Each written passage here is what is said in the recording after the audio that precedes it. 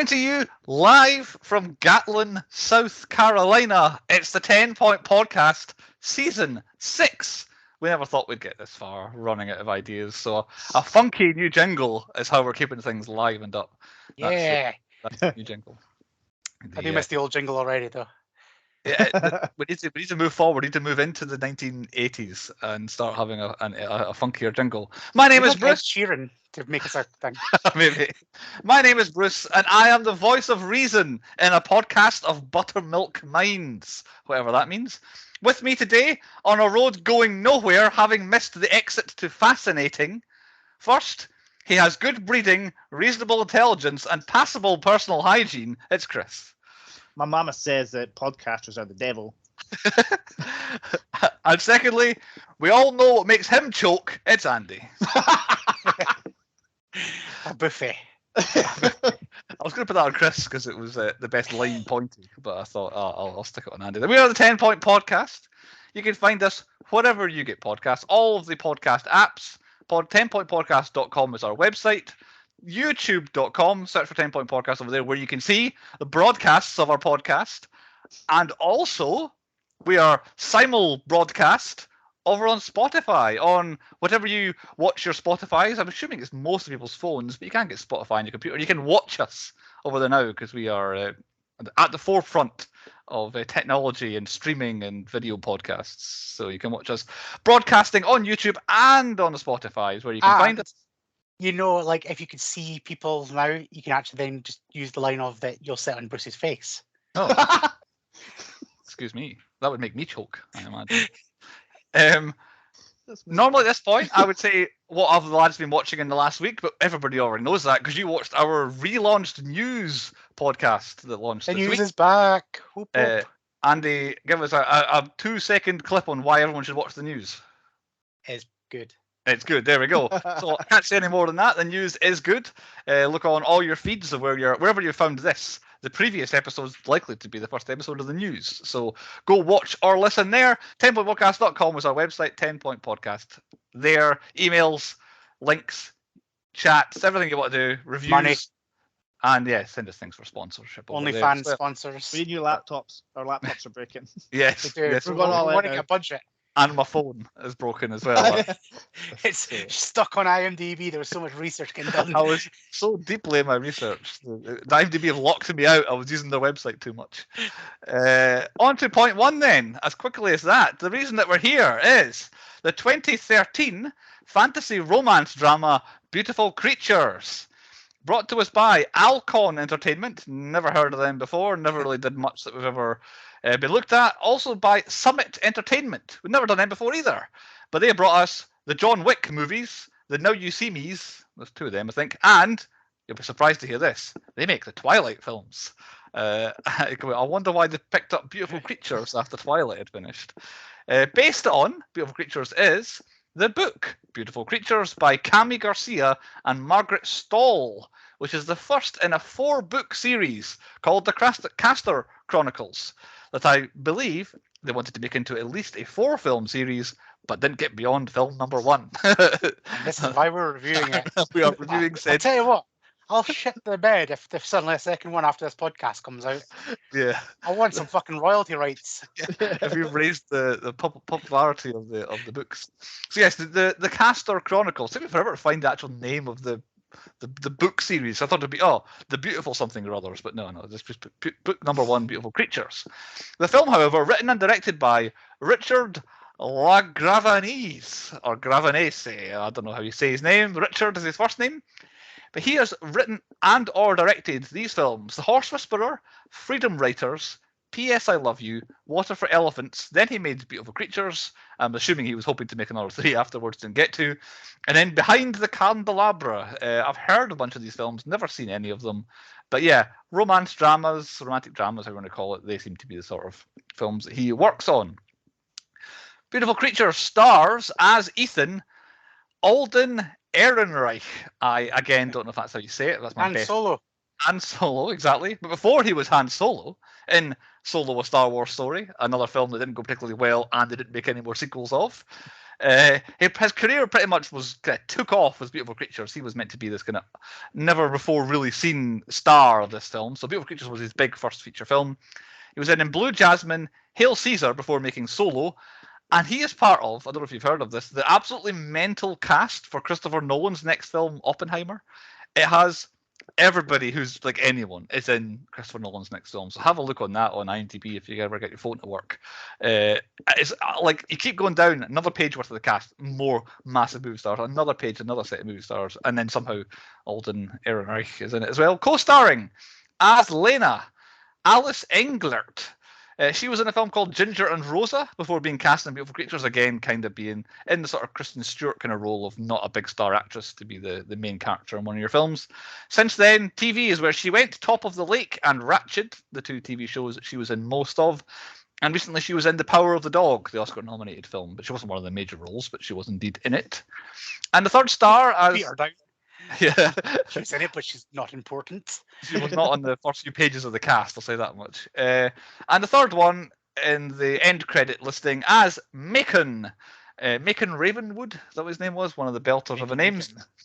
Jeremy Irons. Famous for a whole bunch of things. This is the list I've taken. TV show called Brideshead Revisited way back in the day. Then Dead Ringers. Reversal of Fortune. Then he was Scar in The Lion King. Then he was in Die Hard with a Vengeance and The Man in the Iron Mask in the 1990s.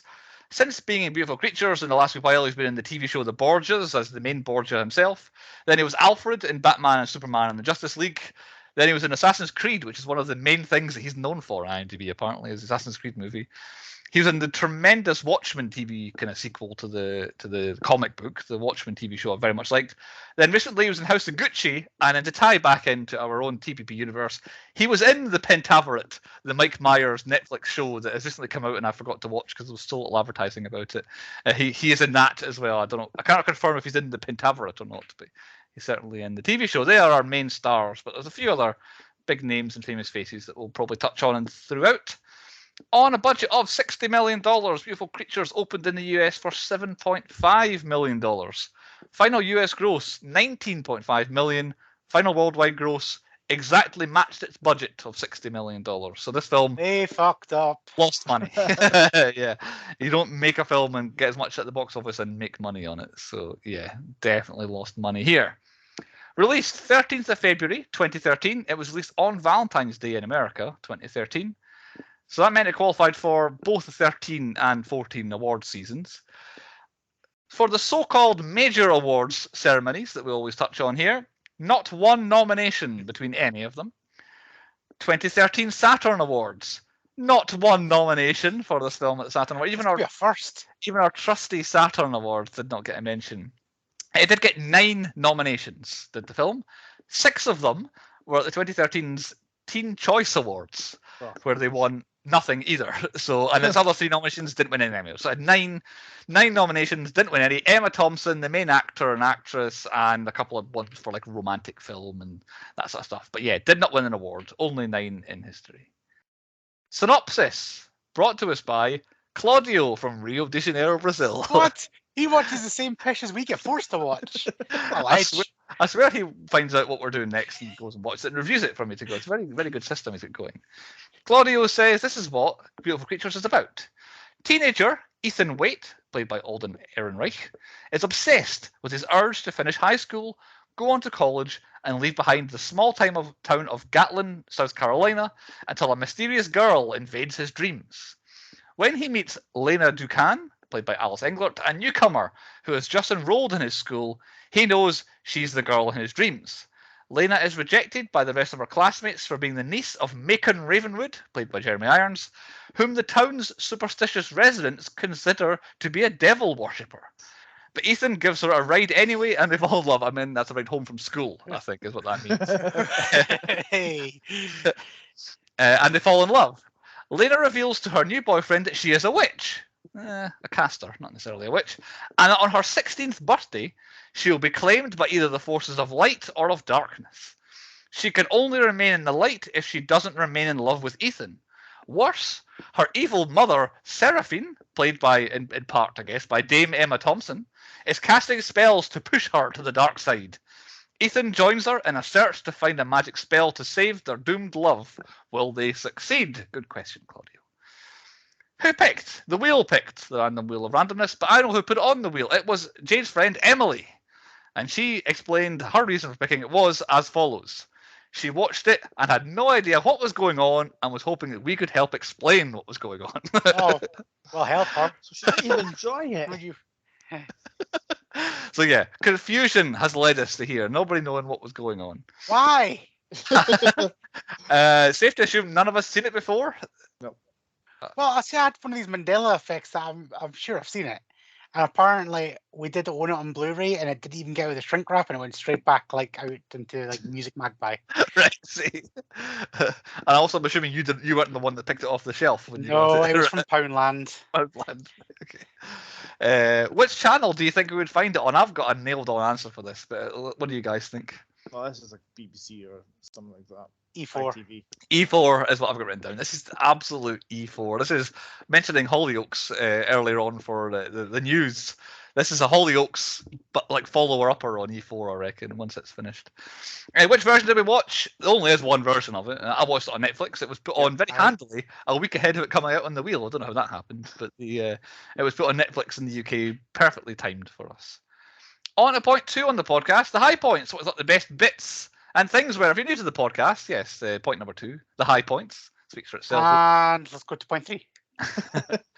I'll lead off unless someone wants to really. I'll try and be fair. Like my first one, I was going to say Aldren Ehrenreich. I thought like through the whole film he was really good. Yeah. And, like his conversations with what was she called? Alice. Well, we'll call her Lena. Lena, yeah. It seemed quite natural and funny. And then there was that one where they were talking about how their mothers died or something like that. And he was just like, well, that was a conversation ender. Yeah, that the what I said earlier, but what was it? A dead end. What was it he said? Yeah. Then Yeah, that was a conversation going on the road to nowhere, having missed the exit to fascinating or something like that. Something along those lines.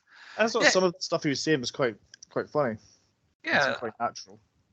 For most of the cast, I would say that's the case. I don't really have anybody to bully necessarily, but yeah, there's some proper acting chops. Like when you got Jeremy Irons and Emma Thompson and Viola Davis, you can tell they were promised this is the next Twilight. We're going to make 4 films. It's going to be big, and you are going to be our 3 cornerstones. I guess it's a triangle of our new series, and you can see why they went into it. My first high point is Lena's first class, because the kids actually threw out a few zingers. Like I thought that actually wasn't like eye-rolling banter. It actually was quite good, but especially I was going to include one in my best line nomination, but I didn't want to seem like that guy. Okay, well, you might, if you feel inclined later on, you might go that way. I also like that the teacher had an eye patch. It was never explained why he had an eye patch. Like, I would jump to the assumption that he got his eye poked out when he was pretending to be in the Confederate Army in a war reconstruction. But yeah, and then I quite liked Link. That's his pal. I feel like he was barely introduced, the character of Link. He's just in the film. I liked his hat they had on. It's quite a cool little hat he had on. But Lena's first class, you gotta get in it. I do feel like it does annoy me when like girls bully other girls just for existing in these sort of films. Like that might be what life is really like, but it does feel unnecessarily harsh. I do feel like we also didn't get introduced to her very well.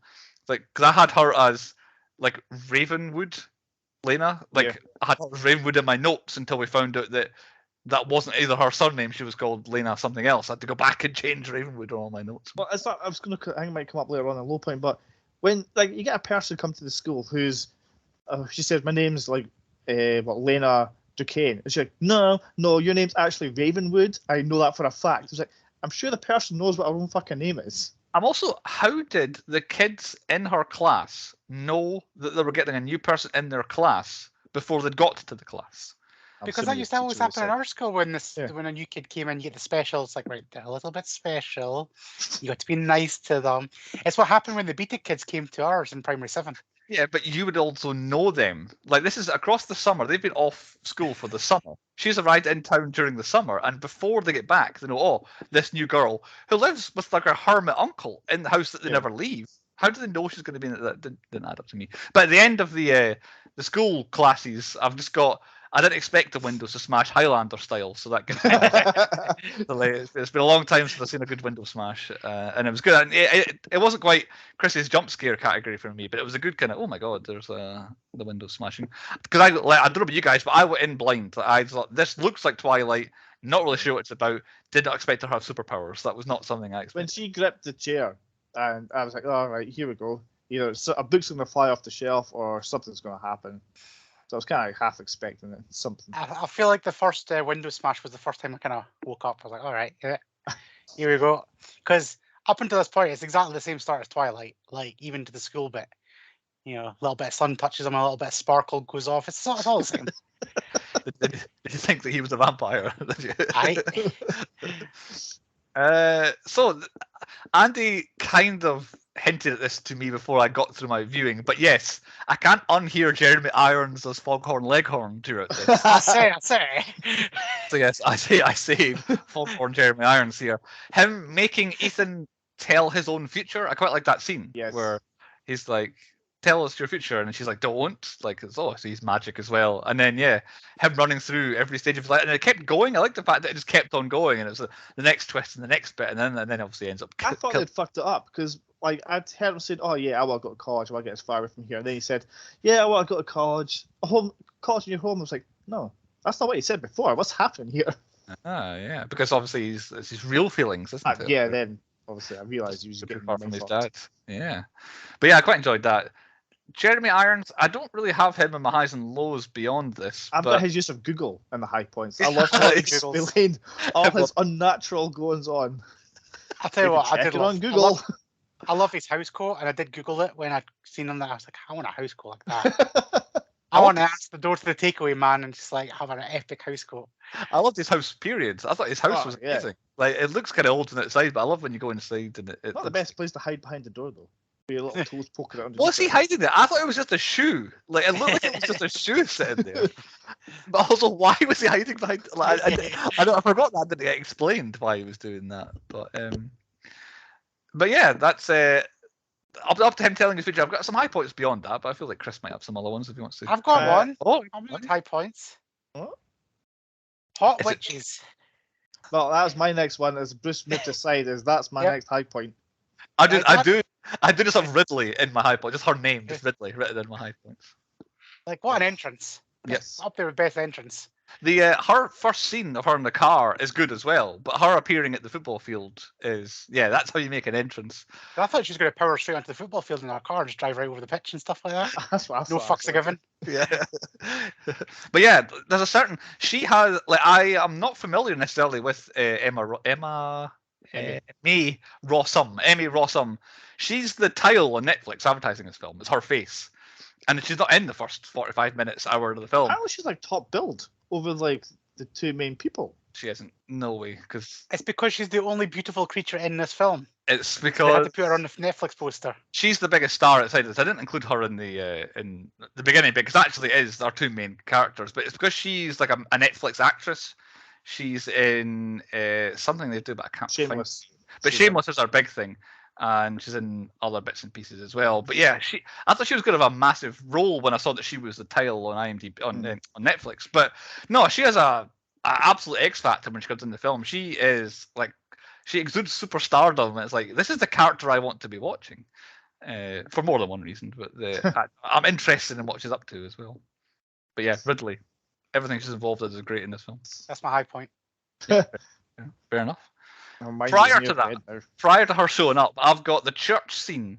After Foghorn puts everybody in their place, and then it goes into this sort of like, I don't know, other realm where everybody's gone, and all of a sudden Emma Thompson, she's now hamming it up. She has to be an evil witch. I quite enjoyed them having the kind of the backwards and forwards, because Emma Thompson is like, why are you in this film? Why are you in this film? Why are you in this film? Why have you had one scene where you're praying, and all of a sudden, right, okay, you're actually playing the villain. That's why you're in this film. But yeah, I enjoyed the church scene, and that was one of the better explainy bits. I will get onto exposition a bit later on. I was going to say before I think I might have a low point, but question: was she always Link's mum, or did she like just possess her at some point? No, so Link's mum is Emma Thompson, and then she uses her witchly powers to possess her body because it was available, and that's why she did. Oh, I need to stick to her wardrobe and all that. So I don't even think she's always been there. I think she might have just like, I don't know, quantum leaped in for the film. But yeah, Link's mum exists separate from her. Okay. What about you, Chris? What's next? Mine's near the end. It's when Ethan gets shot. Oh, that's right. That's fucking right at the end. Yeah, I know. Even I've got a high point before then. Oh, I'll go first then. Well, we can come back to them. We'll go through the battle and the sacrifice and all that, and then I'll come back to other ones. So, yeah, like spinning dining room. Yeah, same. It was all right. It was amazing. Like that guy eating just threw it. I was like, that's exactly what I would do. The spike table is really good. It's one of those kind of. It basically it's a witch battle. There wasn't too many witch battles in this one, but yeah, it looked really good. And I enjoyed the fact that it just kept spinning and you cut toward them. And there wasn't ever any sort of joins. It always looked really, really good. I did like the Emperor going, "Stop it now!" and they're trying to hold everything down. Yeah, it's like you're all superpowered. You could just magic them to stop, couldn't you? But yeah, I did enjoy that. It was a very good one. That's the only other one I've got before the shooting of Ethan. Yeah, like now, Chris, go for it. When the thing is the bullet in his hand, you're like, oh, you know something's going to happen. But I generally thought somebody was going to stop him from getting shot, so I was a bit shocked when he actually did get shot, and you seen the splatter of blood. Yeah, I did like. But then we do get the twist, which I absolutely didn't see coming. I did not see the twist at the end coming, because they also did well to introduce the character of, name escapes me, Larkin, which was the boy who kept eating.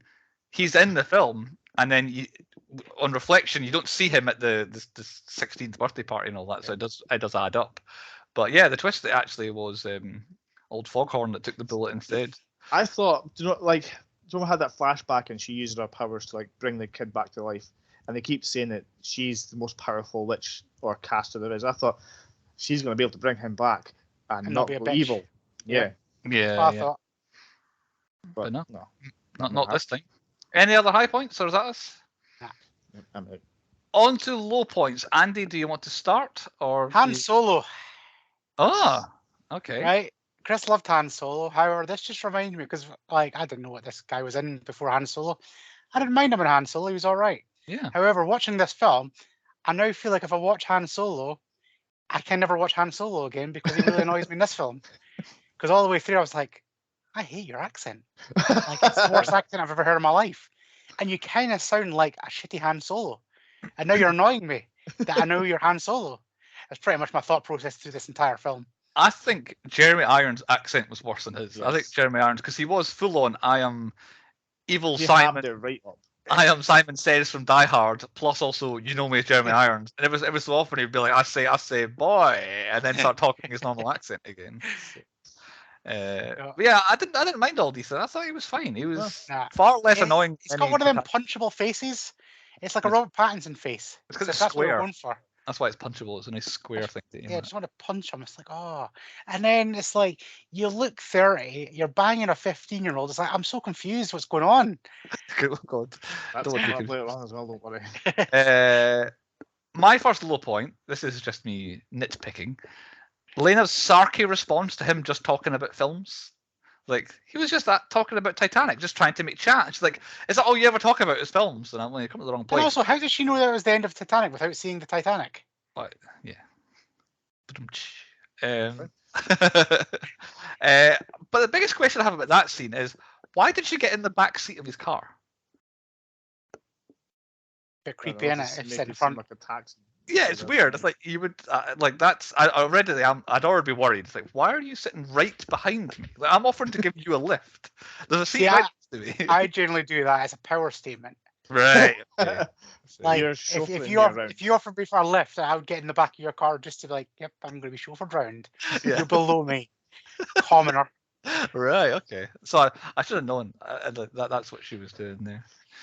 Before Chris sets off on a few others, what I mentioned earlier, a big low point is half of the film is exposition delivered by Jeremy Irons or Viola Davis. Like half of there's 1 hour of the 2 hours is either Viola Davis or Jeremy Irons explaining the book to me. Like, why try and make a film out of it if you have to just so much explaining, and like it's almost like there's nothing. It's purely just scenes with Ethan and Lena, just being like, here's their romance.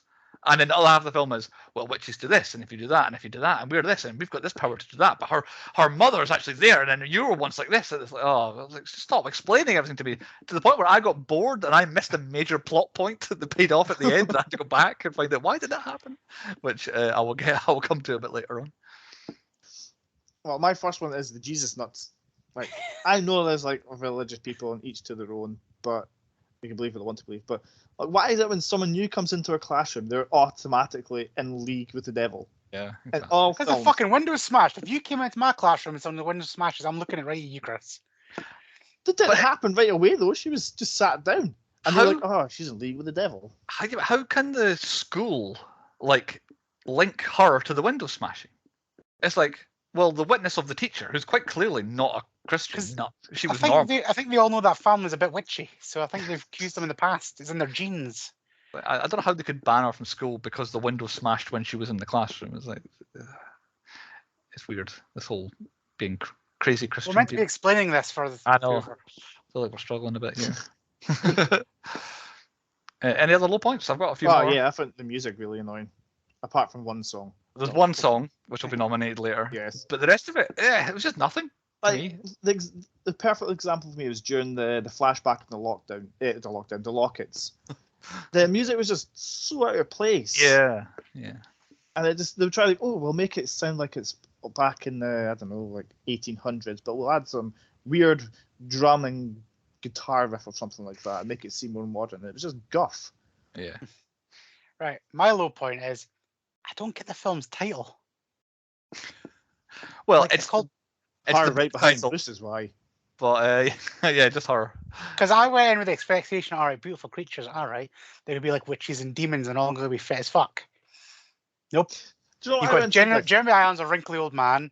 You've got his wife, who's pretty old and looks like one of the witches of whatever, Eastwick or whatever it's called. You've got a 15-year-old which can't legally be hot. You've got the woman. You've got the woman. You've got the woman behind Bruce who is definitely hot. You've got Han Solo who you want to just punch in the face. He's hot. Like definitely hot. No, he's not. A beautiful creature. No, he's not. He's got a weird face, so he's a creature. Emma Thompson's a beautiful creature. But there's no beautiful creatures in this film. That's where I'm going. Emily, his girlfriend, who wasn't at all involved in the film but was in the film, that's Zoe Dutch. She's a beautiful creature as well. But no, you're right. I thought this was going to be kind of like a kind of thing. No, more. I was waiting for like 6-packs, abs. Look at me. Yeah, that like Twilight is pretty much what I thought it was going to be. I thought Twilight, but nearer True Blood. Like a bit more. Everybody is just too good looking, and they're all like egomaniacs, and they're all having some sort of, I don't know, supernatural battle. But everyone is handsome and they're too beautiful and they don't care. But it's all about kind of like, I don't know, Beverly Hills 90210, but creatures is what I thought it was going to be. That's pretty much but what you're I right. thought, so this film misled me. There's a film with Vanessa Hudgens and some of the guys. He's a beautiful guy. He gets made ugly, and you've got to find the inner beauty and stuff like that. I thought it was going to be that kind of shit. She's all that. Is that it? Whack Ryan Reynolds into it. I'm sorry, player. Hall of Famer. I think he could save this film. Yeah, all the books are called Beautiful Something. All four. It's called the Castor Chronicles, but it's Beautiful Creatures, Beautiful This, Beautiful That, and Beautiful Something Else. So, yeah. Whoever wrote it does not know the word or definition of the word beautiful. Well, whoever cast it, I guess it would be, rather than who wrote it. They probably wrote them as beautiful people, but then whoever the casting director, take your issue up with the casting director of the film. I think, Andy. I reckon Harvey Weinstein was probably in prison at this time. Next low point. I don't know, not even halfway through the film, I'm just thinking Ethan should just get the hell out. She's not, like, again, similar to what Andy's saying, she's not worth all of this. And his biggest dream is to leave the small town and go off to college, where there's going to be dozens of other women that are all going to be, trust me, Ethan, they're going to be interested in you. And he's messing around with this at least 1 year younger than him girl who has witches and magic and death, and you fall in love with her, she's going to like possess you and all this sort of stuff. It's like, she's not worth all this. Like, I'd be out of there as soon as the first thing of, we'll sacrifice. All right, okay, I'm right. That's the old saying, like, don't stick it in crazy. I would definitely like have a go. It's like, right, what can you give me out of this? Like, you're a witch. Can you get me unlimited takeaways? Can they just magically appear? Does it taste good? How See, much right? money can I get? Give me a car. I don't want to see poetry on a fucking ceiling. It's the Give snow. me a takeaway. What's the Yeah. one thing you want to see? And he's like, snow or like, so she makes it snow. And I was like, oh, Make it rain. That's anything. Yeah. I wanted Make to it rain rain. with dollar bills, y'all. Yeah. This is where, like, okay, we're meant to help explain the film here. I got a bit. I got bored to the point where I stopped paying attention. I missed the point at which she basically found out that she had to sacrifice the one that she loves. So I missed that development. I had to go back to that bit. And then I was paying attention during the snow bit. But then I missed the point where he forgot her. Like, she magicked him to forget that she existed. So from the rest of the film, I thought, all right, when's he coming to save the day? That's why it was such a big twist for me, because I thought it actually was Ethan. So I've got a couple of issues with this. One, why are they trying to find the forbidden spell? Like, this banned spell. Like, is it so that they can bring the person who has to die back to life? Because you said, old Amma, Viola Davis, that Macon came there every single day to the secret library to try and find the forbidden spell. He then noticeably stopped once Lena started going there. Like, I think they were looking for the curse and how to break it. Because they said they were looking for the forbidden spell. So was it? Because it felt like, stay away from the forbidden. The forbidden spell seems to be the problem here. You don't want the forbidden spell. Why are you trying to look for it? But I'm assuming it's so that they could reverse the curse thing at that. And then tie on to this, me again, not realizing it wasn't the real Ethan, or Ethan had his mind wiped. Why wasn't he at the battle thing? Like, he would just be, I'm normal guy living my normal life in this small town. Everybody is at this recreation. Why wasn't he there? Like, there was no explanation given of why. Oh yeah, we know why he was there, because it was Jeremy Irons. But why wasn't he actually there? Why was he lying in bed reading the book when the whole rest of the town is at the Maybe bar? they were the magic brownies that woman brought. Finally ate them. Ah, yeah. Passed out. Yeah. Emma Thompson's cookies, yeah. Yeah. But yeah, I felt like that was what a massive disconnect with me was. I kind of missed that he had his mind wiped, because I was getting a little bit bored. It's not necessarily to do with this film, but it's all films about this, right? So when you're writing down the forbidden spell, right? One, who's writing that shit down? Like, it's only ever been done once before. So who's writing it down? Well, yeah, and well, I guess because she survived the evil witch, so maybe her. Yeah. Maybe she had a friend and she was like. But then, why write your own shit down? Like Necronomicon. Yeah. Necronomicon, I think. Summons demons and shit. Who's writing that shit down? Because, like, if you're writing it down and suddenly fucking other demons popped up, oh fuck, shit, they're everywhere. Accidentally, or like you get a bit lost. Oh, what did I write down? And you read it out to yourself, and then all of a sudden, it's like, whoa. She's probably like talking to one of her friends, and she's just like, take this down, and just reads out some random stuff, and she just puts, it's dictated but not read. It's always the same. You get like everything, every Nokian spell that summons an angel. It's like, poor fucking angel keeps getting summoned, and some bell then writes this book again. Like, fucking hell. Don't write things in books. Like Beetlejuice and Candyman, he says his name 3 times. He's like, I'm trying to watch TV. Yeah. Oh, sorry, I'm just writing my memoirs down. All right, fine, not again. I'm at a low point. That's me. I've got a couple more. Mine is the lack of caster fights. Like, they teased us with that dinner table thing. I was like, oh, here's a go. Good little tease here. I'm with you this one. My low point is the lack of anything that happens is not a reenactment in the war. Yeah. Like, even Twilight has some fucking werewolf and like vampire battles or vampire and vampire fights. There is action in that shit. I don't think there's any action other than a spinning dining table. No. Apparently, at the end, where I thought her and her mum were going to have this big, massive cast off. And no, she just pushes her against the wall. Are we supposed to think that she just like pocketed the moon? Like, what happened with the moon? It's almost like it made everything go bad then. Like the sea and that would have fucked up, and the whole place would be a wreck. I've seen a film about this. It's amazing. Watch it. Yeah. Halle Berry. Oh no, I'm thinking of Despicable Me when he shrinks the moon. Not Moonfall, which is what Andy's talking about. Yeah, Moonfall. Banger. My final low point is the lack of Christmas decorations for December. is completely unacceptable.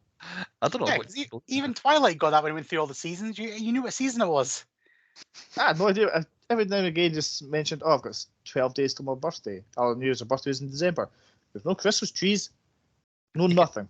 You can tell it's a book with the way that her like number on her hand tattoo was just like introduced, explained, and then we carry on. Like that would be a big thing in a film. Otherwise, it's like, why is there this number? And then, but it's like, oh yeah, it was like 109 one day, and then the next time we see her, it's like, oh, it's like 80 odd now. And I was like, oh right, it's counting down to her birthday. And Can then you imagine when she starts? It's just like a fucking massive long number down. It's like born. It's like when you're fucking hell, born, these yeah. are yeah. 10, 20,000, whatever the fuck it is. How many Ah. days are for 16 years of your life? It must be something she could do because she said, look, no tattoo. I don't want to remember my birthday. Let's just be normal. Yeah, yeah. Like, be normal. Any others? That us? No, I'm out.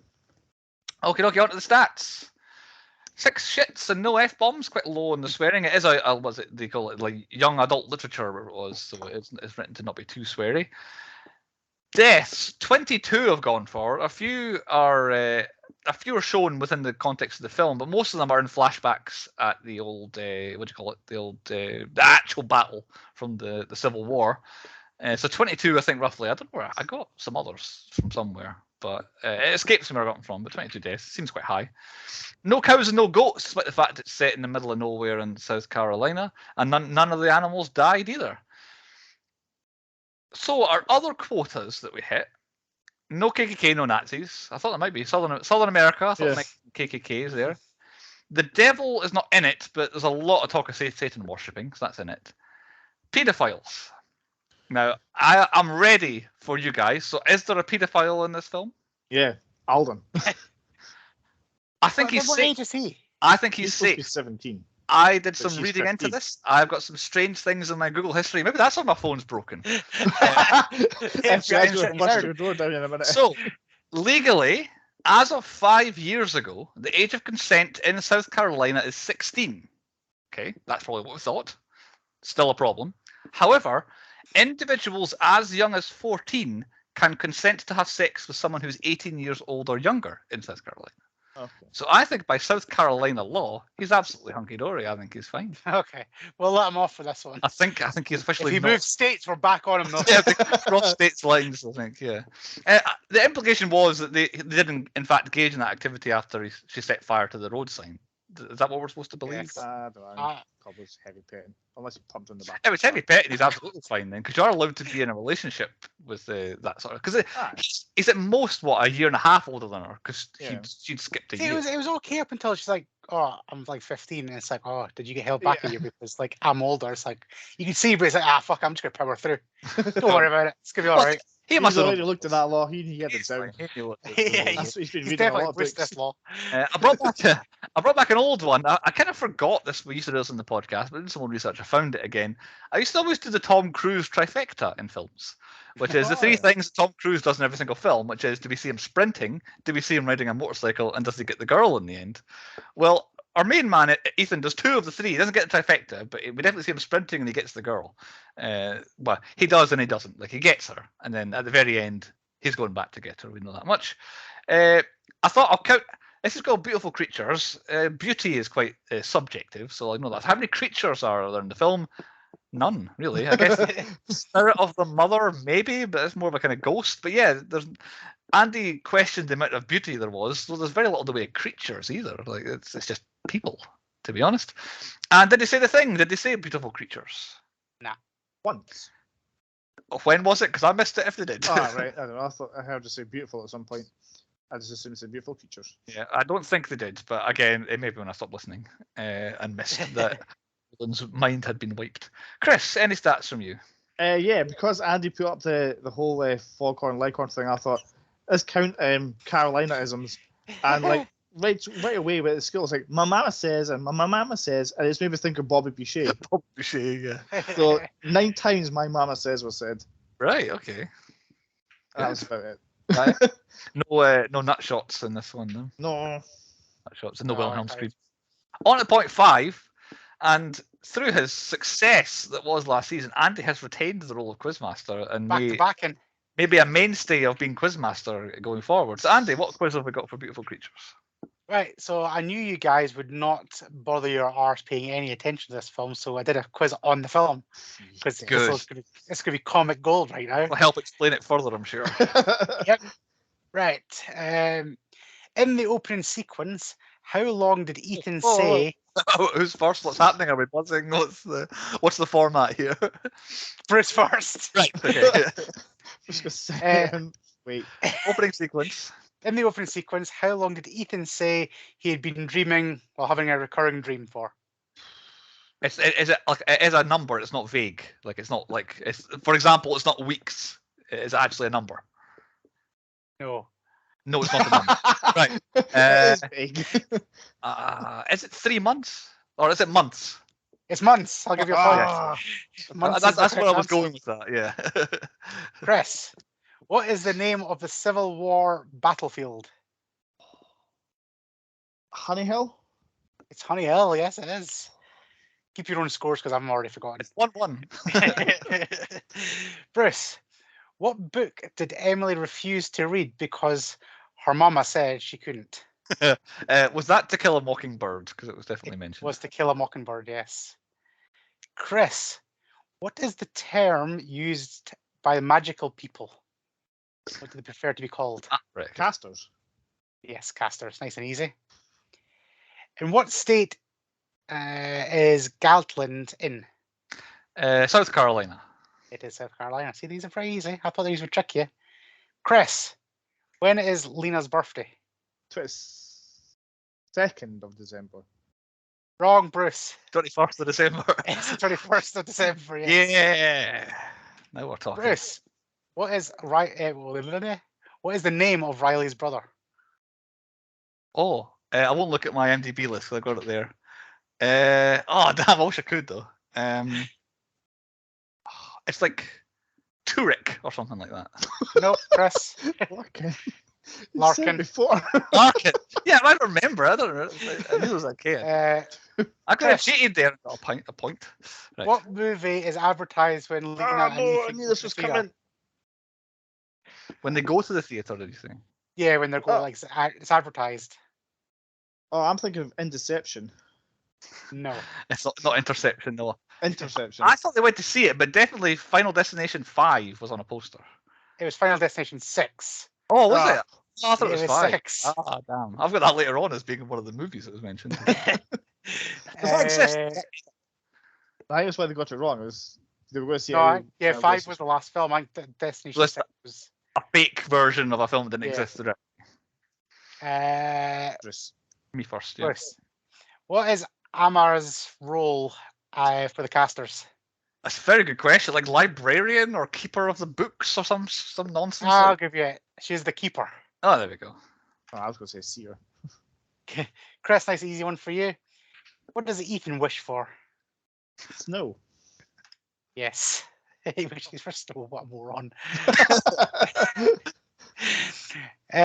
Bruce, who chose to die to lift the curse? Macon Ravenswood, or whatever his name is, Correct. Ravenwood. And last one, so it's totally not even, but fuck it anyway. Anyway, no, it's even, but I've won. Yeah. Which interstate road leads to Gatlin, Chris? Oh, I know the answer. And it was 76. Nope. I-95. It's the 95. It is. I was eagle-eyed, Chris-like, and I noticed that in the background. 7-4. Bruce dominated. He knows his beautiful creatures. 7-4. Maybe that did take me. Originally, I was going to do beautiful creatures, like so the names of fun things like koalas, but they're professional, like they're a scientific name, but I couldn't read half of them, so we didn't. I guess a bit of a problem there, yeah. The only one I could read would be, what is it? A gorilla is actually called gorilla. That's the scientific name for a gorilla or something like that. So, yeah. Very good quiz. When I win, it's always a good quiz. So, yeah, I think I got my first 4 questions right and stole a point from Chris there. So I had quite a lead. Dominated. On to point 6. The movies within movies. Bit of a reshuffle here. Chris, movies within movies. Bear with me because this is all over the place. So there is quite a lot of people in this film, which would maybe think is why somebody directed another film. Is this the 10-point podcast universe that we have? People Yeah. we've covered before? Because I actually have nobody written down here. So I was going to say nobody as well. on you go, Chris. Fire away. Tell us. They're who's all in it. uncredited little people, so I might stop doing it and just do big characters now. Because so far we've got Kay Smith, who was Leopard Lady. Who the fuck was Leopard Lady? Maybe they were cut out. Maybe that's what. No, one person was. Maybe they were at the party. The party at the end, because there was a guy dressed as like a globe. He had like his half blue, the top hat on. So maybe she's in the background of the party. I fell asleep. She was in Django Unchained as, I don't get this one, Pony number 3. So does she just dress up as animals all the time? Maybe. Yes. Maybe. 'Cause there was a lot of how to put it. The landowners used to do what they like with some of their slaves in Django. So I think she'd be a pony at some point. Okay, that makes a bit more sense. So there's somebody called Elton LeBlanc and John R. Bennett II, who were both town residents. They were both as well in Django Unchained. Ah, okay. I see a connection here. Yeah. One was Cleo club patron and Polly Wally singer. And the second one, the John R. Bennett II, he was a slave buyer. Okay. I don't know if I can include this one because he was never seen in the film, but I mean, it doesn't narrow it down. he got cut. J.D. Evermore was Mitchell Waite, who I think must have been Ethan's dad. I would say so. Yeah, you never actually see his dad, do you? Yeah. I kept expecting, because when the film first started and he's shouting on his dad and you don't see him, I thought, later on that's going to be Jeremy Irons, isn't it? Because I know he's in this film. It wasn't. It was another guy. He is another one from Django. He was Obi, whoever that is. And I think there's one more Django alumni. And it's, I know. That's why we made me think that somebody's directed Django here. Edward J. Clare, who was a spectator, was a plantation owner in Django. Right. I guess it would be because I think this is roughly the same year as Django, and they both be filmed in the south, so they're probably just productions nearby to each other. I did notice, like, as I was going through people, like loads of Now You See Me's and stuff like that popped up, so that explains it. There's more. There's Crystal Kincaid, who was a theatre patron. She was in 21 Jump Street as a student. There we go. Somebody who wasn't in Django. There's more. Don't worry. Oh God, there's more. I know. glad I Alison Jordan was another town resident. She was in 21 Jump Street as a parent. Andrea Frankel, who was Lila Waite, she was in 21 Jump Street as Cinnamon, who I think was a prostitute or something. I don't know. I feel like these people just added shit in. Yeah. Cameron M. Brown was Little Ninja in this. Who the fuck was Little Ninja in this? Again, maybe at the party? I don't get. I think this is for a completely different film. Are you alright? I think I am. Is it the right film? Yeah. He was in 21 Jump Street as Boy in Park. I think somebody's having your leg. And this is the final one. Park, because that's when they got into trouble, wasn't it? The two of them in 2021. So, Emily D. Haley was another town resident. Was in Oh Brother, Where Art Thou as a party goer.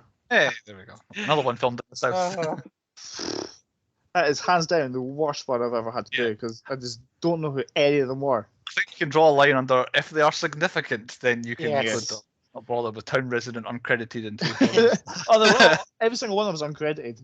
We'll call it the beautiful creatures rule, where they end the film. But these people are never going to get a shout out ever again. They've made an international that's podcast. why I did it. This is their 3 seconds of fame. The moment in this. Have you done anything else for us within movies of the movies, Chris? I did. This one was quite difficult as well, but I have recast this. I put myself as Link because he gets on with Emmy Rossum, and that was awesome. I put Bruce as Ethan. I'm not 100% sure why, but because there was a lack of gentleman in this film. And Andy's already touched on it. I put Andy as Larkin, mostly because of the first time you see him, he's got a drink in his hand. And then during the dinner fight, he is just sitting there eating his dinner, not giving a fuck. I'm taking your Larkin answer. I had Andy as Macon just because, again, this is the lack of male characters. But for exactly the same reasons, I had you and me flipped. So, yes, whatever Chris said, but me and him swapped over. I was volunteering. Andy, what have you got for movies of the movies? Well, I would definitely add Ryan Reynolds in it because we need some beautiful creatures in here, and he is definitely fitting the bill. Is he Ethan then? Are we having Ryan Reynolds as Ethan? Yes, 100%. What would it be? 9 years ago, so he's 9 years younger and maybe more like being 17 or whatever he has to be, or is it now? He's in his 40s now. He'd been in his 30s, did it? I know. It's two guys and a girl. Two guys, a girl, and a pizza place phase is 1999 age. That's where we Right. want them at. Okay, right. But yeah, 100% adding Ryan Reynolds in, and he could play off against who'd be good at that kind of age. Jessica Alba. Maybe around about the same age. They were in a Sorry. film. Is there a film with them in it, or am I crazy? Maybe I've just imagined a film. But there you go. So you put them in, have you? They would make the film Beautiful Creatures. Okay. Definition of Beautiful Creatures right there. Blake Lively, they've made. Cool. So after a bit of a reshuffle for my movies and movies, I was going to eliminate what I always do, but this film is so in your face with its films that. So Interception with Leo DiCaprio, not DiCaprio, was playing at the cinema. Then there's a full-on conversation about Titanic. They mentioned To Kill a Mockingbird, the book and the film. Final Destination, I believe now 6 was what was playing at the cinema that I think they went to see. Like I couldn't work out any film specifically they were watching on screen. It's just a guy walking down the street when they went to the cinema. And then someone made a joke about, even they think sequels are bad or something like that, which is quite funny when you look in reflection of what happened with this. So yeah, Final Destination 6. And then our main man, Link, wanted to go home and watch Aliens on Blu-ray, which is something we've done on the podcast, so I had to mention that too. But I wasn't going to include that because I've come up with some new things that I wanted to try and do. So Andy's kind of leaned towards something I was going to do where we, on our podcast, always end up in the 1990s. We pick films from 1990s, we've referenced. So, could this film have come out in 1995? Was the question I was looking to answer. Yes. And absolutely it could. There is nothing that dates this film in 2013 at all, apart from Interception and Final Destination 6. So they could easily be changed for different films. But even the other back then, they could just be random films that you don't even know about. Of course, Titanic as well. But again, it could just be a different rom-com or a romantic film from the 80s. But everything else, nobody has mobile phones. Nobody really has like a fancy car. And the fancy car that bright red car, yeah. Yeah, the Ridley has. It's an old car. Easy, yeah. So it's like, so this definitely. But I thought, along the same lines as Andy, if it came out in 1995, though, you couldn't have these young actors in it. You'd have to change them. So I tried to cast it. Now, instead of old Alden, the person that would perfectly be aged to replace him would be Sam Worthington. Sam Worthington would be the perfect age to play that role. However, he wasn't a big-time actor yet. But I've kept him in because I think he best fits it. Liv Tyler would be Lena. She was perfect age. She was an Aerosmith music video. She was in her late teens, so people I don't think knew it. She'd be perfect as a kind of witchy, obviously Lord of the Rings. But my best casting ever, I'll never beat this, as Ridley, because she looked identical to her. Brittany Murphy would be the perfect Ridley. Yeah. She looks exactly the same as her, and she'd be the perfect age to be playing Ridley around that time as well. So that was my 1995, and I'm glad you guys agree this film. Yeah, there's nothing dates at all. It could easily be 1995 this came out in. Another one I wanted to do, who's in the wrong movie? It can be a character, it can be an actress, an actor, anyone who is in the wrong film. Taking this because Jeff Goldblum was in a different film to everybody else in Jurassic Park. So I wanted to, every film. And Viola Davis is in the wrong film. She's too strong an actor. Her character doesn't seem to fit with everybody else in the film. I just feel like, what is this bookkeeper woman for? Actually, I've come to her a bit later. She's like significant. But yeah, I feel like Viola Davis is in the wrong film. I don't know if there's anyone else jumps out at you guys. Who else is in the wrong film or who's more? Jeremy Irons, just because his accent was shit. Yeah, he seemed like an Englishman in the middle of the South. And then for Never Not Good, I forgot to write anything down, and I've not really been thinking about it so far. I've been talking, but I might just go with Hot Witches. Might be how I go, because off the top of my head, that's my background on the video. I'll think of another one if I can think of a better one. But that's it. So those sort of things I've got to look at. Could films come out in 1995? What would have to change for it to happen? Who is most in the wrong film out of everybody? And then what's never not good?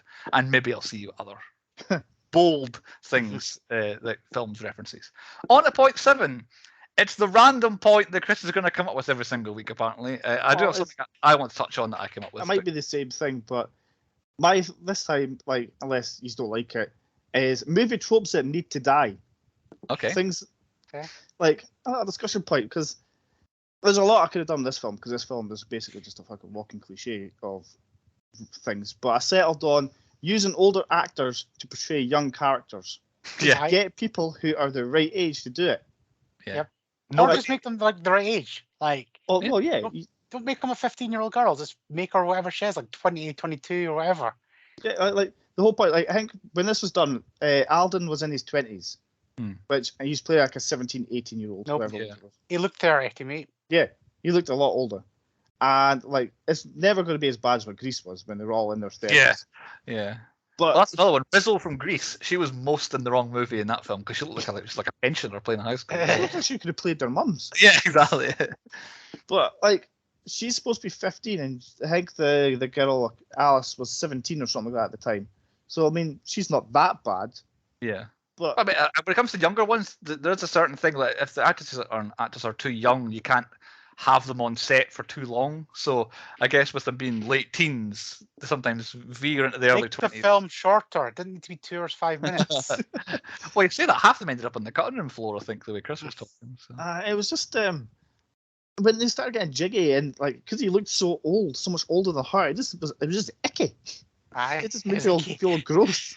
Let's put that in the words of never used icky. Icky. Yeah. Yeah, I don't. It's not as part of the film in terms of the tropes, but this doesn't really work. It's not relevant to this film. But the one I want to die is successful film that kills off characters people like, so we make a prequel instead of a sequel. I'm sick of prequels. I don't want to see stuff that I know where it ends up. I want to see what happens next. Is what I want to see. Depending on what films come up, maybe that'll come up. And we'll try. Definitely. I'm got trying a hot different topic on tropes that one. to kill every week. So there's going to be 20 tropes that are going to die by the end of this season. Ah, okay. Okay. I like trope killing. This point can stay because I agree that actors should play their age. Right. So we want to find movie tropes we want rid of. So I've got. It all depends on what film comes up. I might do a random one if we can't find one. So if there's a completely original idea that works very well, then I'll find a trope to kill. I accidentally segued into my own point that I had filled in here in case Chris hadn't come up with anything here. I thought I might move into movies within movies. We could try and do what happens next. So films where we know what happens next, I could tell you, or we could come up with a better idea. And films that don't have what happens next, we could try and just, what would we do next if we were making a sequel? What if we were making Beautiful Creatures 2 and all that? But because there are 4 books, I thought, there's no films. And we're definitely never going to read the books. So, do you want to know what happens going forward in the cast? Can I take a punt without actually reading the books? You tell me what happens in 4 books worth or 3 books worth of stuff. Right. I reckon the next one is they're trying for a baby. That's the next book. Right. Okay. The book and their baby that, prints on one of the witches. No, that's book number 2. Book number 3, she has the baby. Right. At the very end of that book, it does like a little bit of writing on the wall. It's like and that's it. That's the cliffhanger. Ah, okay. It's a witch as well. Okay. And then the last one is it's coming up to the 15th birthday, so we do a massive time jump, and evil fucking kid's gonna take over the world and be a proper evil caster. That's my theory. And that's the end. We're doomed. Is that the Yep. end? Right, okay. So what actually happens is so there's 4 books. Beautiful Creatures is what we've just watched, except it's not really, which I'll get onto. Beautiful Darkness, Beautiful Chaos, and Beautiful Redemption are the books. Okay. So in the first book, she goes rogue. In this film, what we see as a flashback is essentially what happens in the first book. So Ethan and Lena, like when he dies, and she then chooses the dark side to bring him back. So the flashback bit in this is actually the end to the first book. So they've changed the ending of the book. So Macon doesn't die. That's just in the film. In the books, he's at least in the last one. So already it's different there. But from then on, from book 2, Lena battles darkness and somehow manages to pick both the light and the dark side by the end of that book. So that's what happens in that one.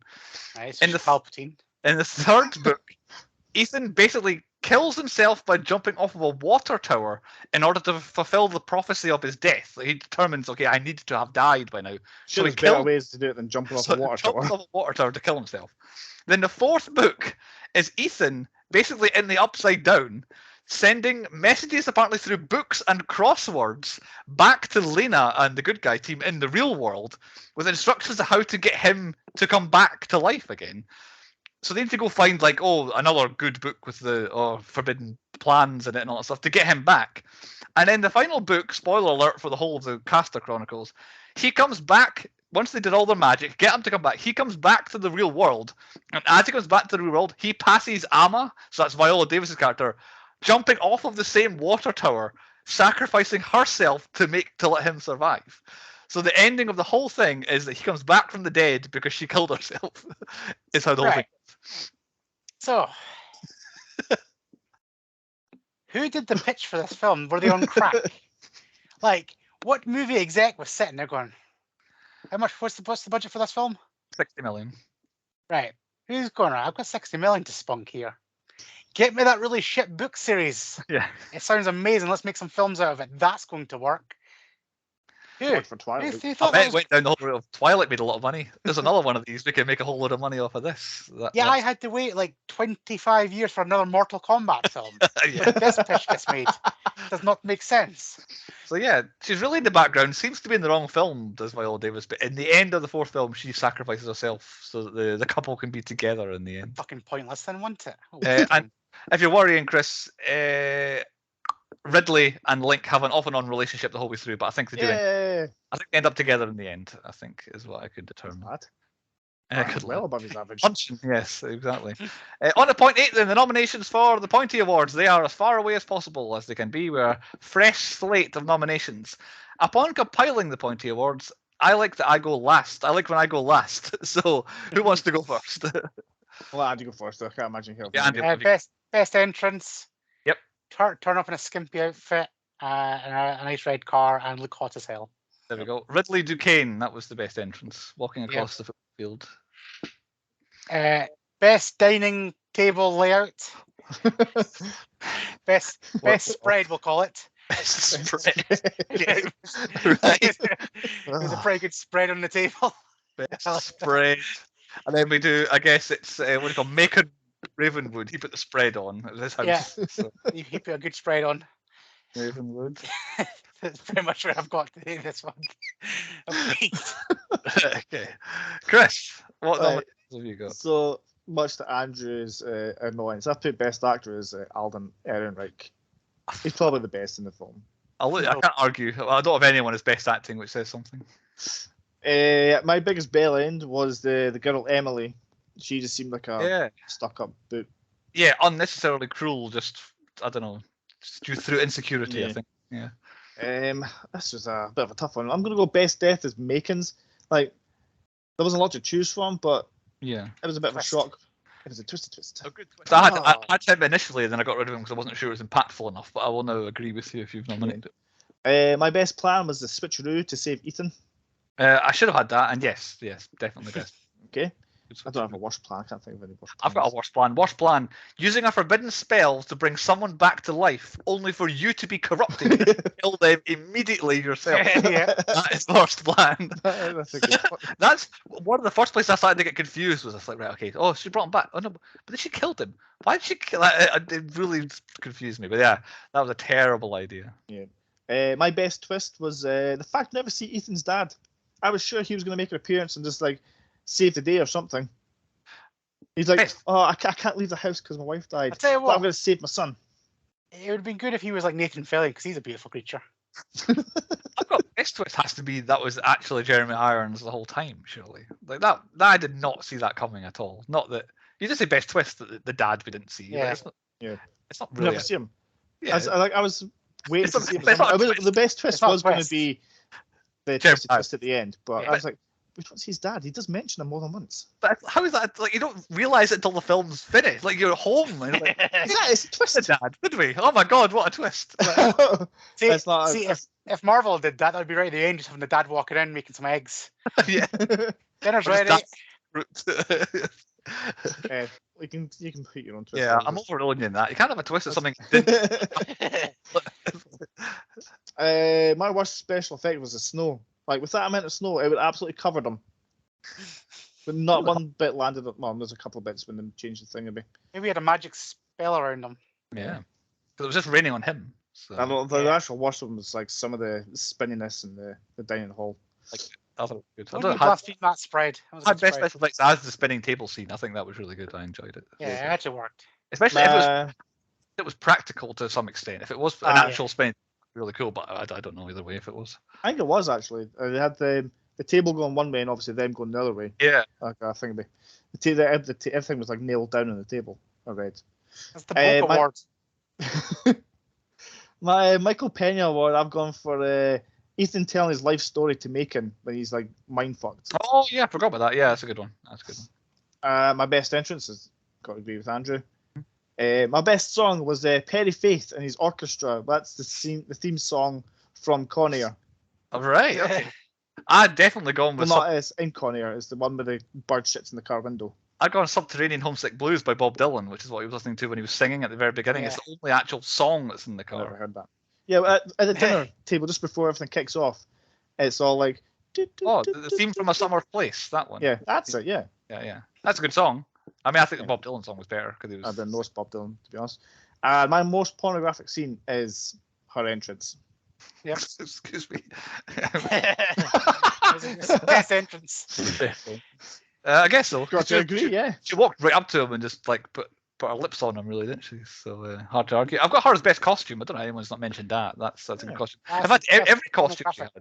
Like even when she was like creeping into the crypt to speak to the disembodied soul of her auntie, it was quite an outfit there as well. And when she was like blonde for no reason, and then she was in an alleyway for no reason. Apparently, she's a fan favorite character. They love Ridley in the books, the book fans, and that's why she survived to the end, I think. What else have you not mentioned? Best set, I've gone for the house, the Ravenwood Manor. Oh, I got that one. You have to add that in. Best spread, of course I had that before Andy mentioned. Best villain, I've gone for Ridley because she is a villain and she was the best. So she's best villain. I did like her weaselly kind of getting out of things and running away at the end was quite good as well. Most annoying kid. Does Lena count as most annoying kid? Yep. She's quite annoying. Definitely. And she's definitely a kid. Yep. Is she worst acting as well? The only one I was iffy on was Alice Englert. Yep, I didn't like her.